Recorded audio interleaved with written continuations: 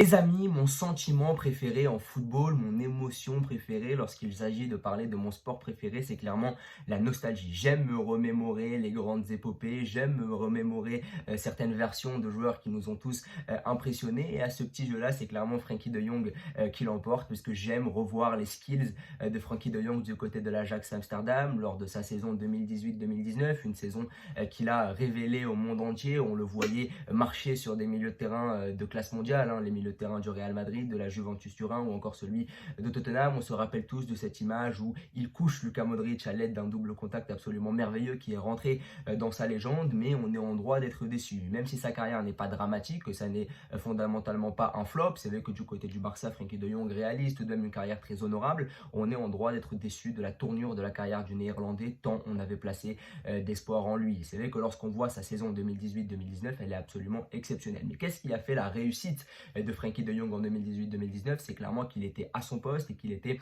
clairement un meneur de jeu reculé. Le problème de Frenkie de Jong, c'est que lorsqu'il quitte l'Ajax Amsterdam pour aller du côté du Barça, ce qui est le chemin logique pour chaque joueur, chaque jeune joueur, chaque milieu de terrain qui explose à l'Ajax se voit obligé de signer du côté du Barça. Évidemment, ça n'est pas une vérité globale, mais c'est une tradition perpétuelle. C'est-à-dire que lorsqu'un joueur dans l'histoire a performé du côté de l'Ajax, eh bien le chemin logique, c'était d'aller au FC Barcelone. On peut citer Cruyff, on peut citer Koeman, ce sont évidemment les aînés néerlandais de Frenkie de Jong. Lorsqu'un néerlandais réussit à l'Ajax, le chemin qu'on lui prédestine, c'est celui du FC Barcelone. Alors à une époque, il y avait eu le chemin du Milan AC, mais parce que le Milan AC était le club dominant à l'époque en Europe. Mais aujourd'hui, c'est vrai que lorsqu'un joueur performe à l'Ajax, eh bien on l'envoie tout de suite au Barça parce qu'il y a évidemment une tradition commune entre les deux clubs, la tradition perpétrée par Johan Cruyff, mais qu'il y a aussi voilà, une certaine similarité dans le style de jeu, dans la tradition footballistique. Et lorsqu'il signe du côté du Barça, ça n'est pas le Barça de Guardiola, ça n'est pas le Barça de Johan Cruyff, c'est clairement un Barça qui commence à être en perdition, c'est un Barça qui commence à être en proie aux difficultés économiques, mais c'est pas ça qui va vraiment tuer Frenkie de Jong lors de ses débuts du côté du Barça, c'est clairement son positionnement. Et lorsqu'il arrive du côté du Barça, eh bien il a affaire à Sergio Busquets, le vieux briscard qui joue encore titulaire du côté du Barça et qui aura encore 3-4 saisons de haut niveau devant lui. Et lorsque Frenkie de Jong signe, eh bien, il n'est plus le meneur de jeu reculé qu'il était lorsqu'il était à l'Ajax Amsterdam. C'est vrai que lorsque Frenkie de Jong évoluait du côté de l'Ajax Amsterdam, c'était le numéro 6 de l'équipe, c'était vraiment le meneur de jeu reculé incontestable, c'était celui dont partaient toutes les attaques, c'est lui qui vraiment était au cœur de ce milieu de terrain et qui organisait le jeu à sa manière, c'était lui qui faisait clairement le tempo. Et lorsqu'il arrive du côté du Barça, on ne lui donne pas les mêmes privilèges, on ne lui donne pas évidemment les clés du jeu. Alors vous allez me dire c'est un plus grand club que l'Ajax Amsterdam, forcément il va devoir s'imposer, il va devoir essayer d'avoir ces clés du jeu, il va devoir essayer de les obtenir, et c'est vrai que lors de ses premières saisons, il est quand même globalement utilisé, c'est un joueur à qui on accorde de la confiance. C'est vrai que sous Ernesto Valverde, De Jong était le joueur le plus utilisé du FC Barcelone. C'était un joueur qui est utilisé. Le problème, il n'est pas là. Le problème, il est qu'on l'a pas mis forcément à son poste. On l'a pas forcément mis dans les meilleures dispositions. Et un joueur que tu achètes à 75 millions d'euros, un jeune joueur en plus de cette trempe-là, donc made in Ajax, néerlandais, un jeune joueur dont le rêve est de jouer au Barça, normalement, tu enlèves petit à petit les anciens pour faire place aux petits jeunes. Et c'est vrai que j'ai l'impression que Ernesto Valverde à cette époque-là, ou même tous les coachs du FC Barcelone qui lui ont succédé, ont voulu s'entêter en gardant Sergio Busquets au poste de numéro 6 et en faisant jouer Frenkie de Jong à un poste qui n'était pas le sien. À une époque, on les a mis à dos au milieu de terrain, mais ça ne marche pas parce que De Jong n'est pas fait pour jouer dans un double pivot.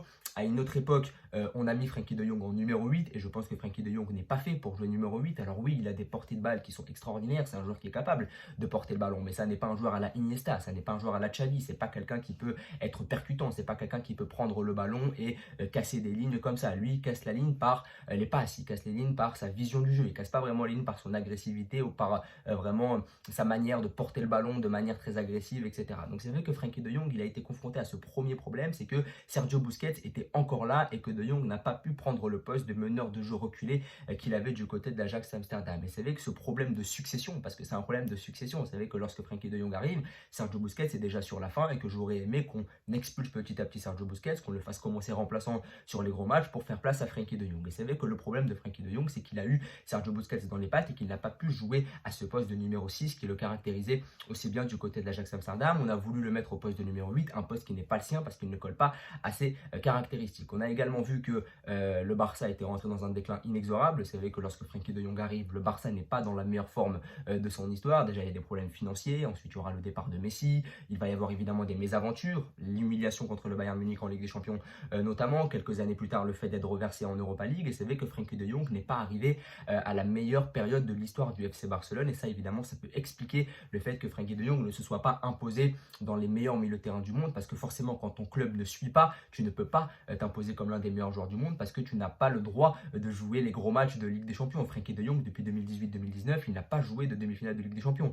Frenkie de Jong, il n'a pas réussi à jouer des gros matchs. Là où ses concurrents, c'est-à-dire les mecs auxquels on le compare, c'est-à-dire Tchouaméni, Valverde, si on prend les mecs du club rival d'en face, le Real Madrid, et bien ces mecs-là, ils ont réussi à progresser, ils ont réussi à devenir des meilleurs milieux de terrain en jouant dans un club qui leur permettait de jouer des demi-finales, des finales de Ligue des Champions, et donc de leur offrir une exposition médiatique et sportive. Alors que Frenkie de Jong, malheureusement, ça n'est pas le cas. Le fait que son club soit empêtré dans cette crise financière et sportive, ça ne lui a pas permis de jouer les gros matchs européens qui auraient permis de lui donner ses lettres de noblesse. Et le fait qu'on ne le mette pas à son poste à cause de Sergio Busquets, donc son positionnement tactique n'était pas le bon, le fait qu'il joue dans un club qui subit un déclin inexorable, que ce soit sportivement ou financièrement, ça ne lui a pas permis d'exploiter son plein potentiel. Et évidemment, il faut revenir à la genèse de son choix. Pourquoi avoir signé du côté du FC Barcelone? Alors, comme je vous l'ai dit en début de vidéo, il était un peu obligé de signer du côté du Barça. Je me rappelle qu'à cette époque-là, il y avait un intérêt du PSG, mais est-ce que Frenkie de Jong aurait vraiment progressé au PSG quand on voit que le PSG n'est pas capable de lui offrir des garanties sportives, c'est-à-dire aller en demi-finale ou en finale de Ligue des Champions?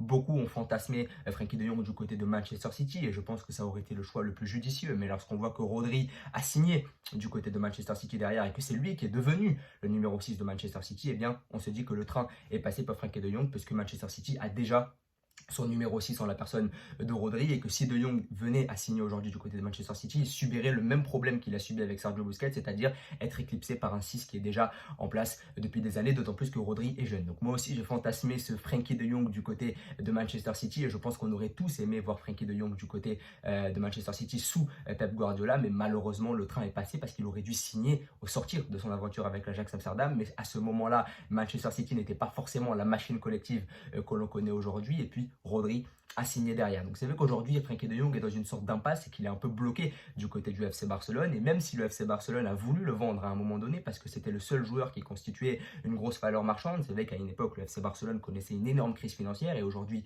c'est encore le cas. Le FC Barcelone voulait se débarrasser de lui en le vendant du côté de Manchester United. Je me rappelle qu'à l'époque c'était ça qui était un peu à la mode, c'était Frenkie de Jong du côté de Manchester United pour essayer d'encaisser une grosse somme et soulager un peu les finances très difficiles du club. C'était le seul qui avait une vraie valeur marchande à côté de Pedri, mais Pedri on voulait pas forcément le vendre puisque c'était le jeune de, enfin pas le jeune de la Masia, mais le jeune espagnol que l'on venait de signer du côté de Las Palmas. Donc c'est vrai qu'entre Frenkie de Jong et Pedri, il était plus judicieux pour le Barça de vendre Frenkie de Jong. Donc c'est vrai que Frenkie de Jong est passé d'un joueur qu'on a pas mis à son poste, c'est-à-dire qu'on l'a mis au poste de numéro 8, un poste qui n'était pas le sien. Ensuite, un joueur qui était dans un contexte sportif et financier très très compliqué, qui ne lui a pas permis de progresser. Et ensuite, Frenkie de Jong est devenu une valeur marchande, tout simplement. Est devenu un joueur que l'on voulait vendre parce que c'était le seul qui pouvait soulager les finances difficiles du club. Donc c'est vrai que Frenkie de Jong n'a pas forcément joui de ce qu'il méritait du côté du FC Barcelone. Un joueur de cette qualité-là, de cette trempe-là, aurait dû mériter un meilleur positionnement, aurait dû mériter un meilleur sort, parce que j'ai l'impression qu'on ne l'a pas respecté en voulant le vendre comme ça, en voulant le balayer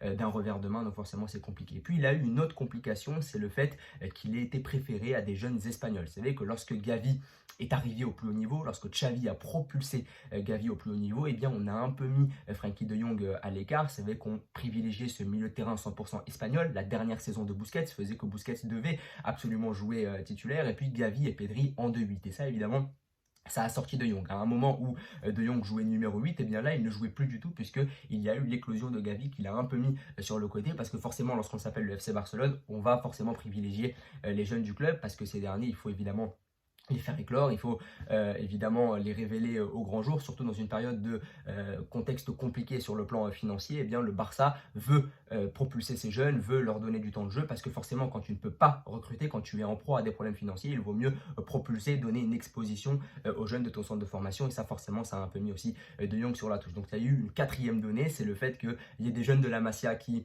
sont venus jouer du côté du FC Barcelone, qui ont commencé à grappiller des minutes, et ça forcément ça a un peu écarté Frenkie de Jong. Mais Frenkie de Jong du côté du Barça, ça n'est pas nul, et ça encore je m'évertue à le dire. Frenkie de Jong du côté du Barça, ça reste un joueur de qualité, ça reste un joueur qui est souvent titulaire, ça reste un joueur qui a souvent été important du côté du FC Barcelone. Je me rappelle qu'en 2020-2021, lorsque le FC Barcelone remporte la Coupe du Roi, il marque en finale et il réalise la meilleure saison de sa carrière sur le plan statistique, avec 7 buts et 16 passes décisives.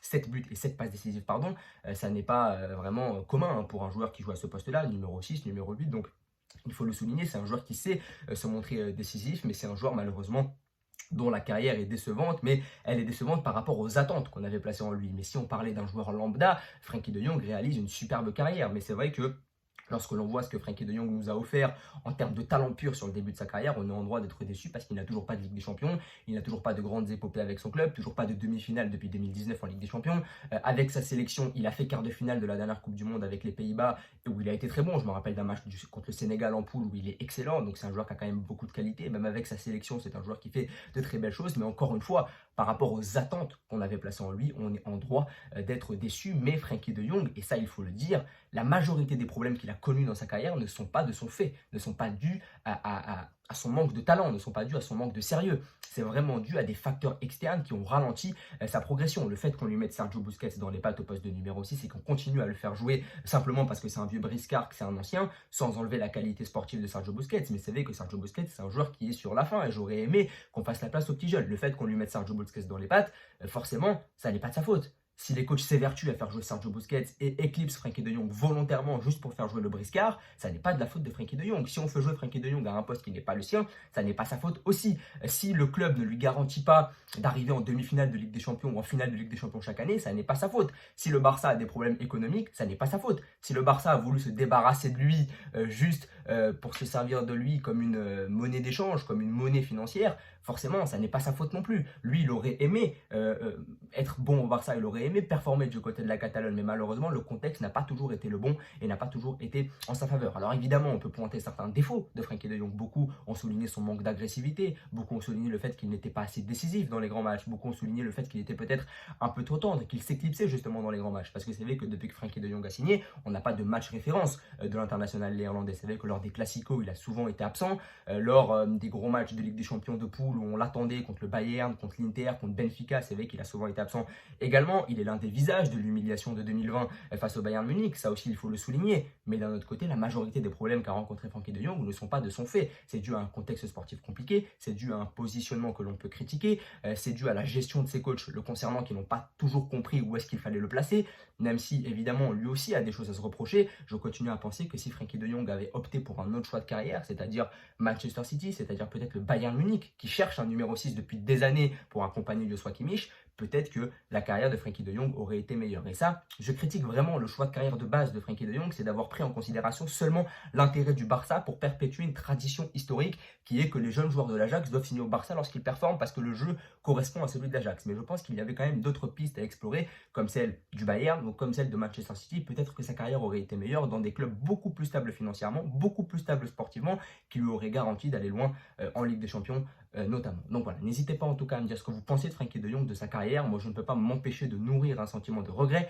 À vous abonner, à liker et à partager. Merci beaucoup.